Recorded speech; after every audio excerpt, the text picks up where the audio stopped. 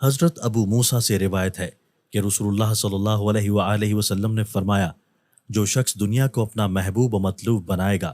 وہ اپنی آخرت کا ضرور نقصان کرے گا، اور جو کوئی آخرت کو محبوب بنائے گا وہ اپنی دنیا کا ضرور نقصان کرے گا۔ بس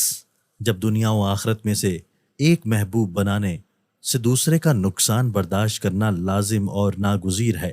تو عقل و دانش کا تقاضا یہی ہے کہ فنا ہو جانے والی دنیا کے مقابلے میں باقی رہنے والی آخرت اختیار کرو۔ تشریح: ظاہر ہے کہ جو شخص دنیا کو اپنا محبوب و مطلوب بنائے گا تو اس کی اصل فکر و سعی دنیا ہی کے واسطے ہوگی،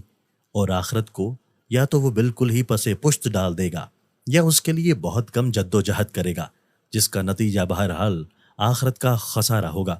اسی طرح جو شخص آخرت کو محبوب و مطلوب بنائے گا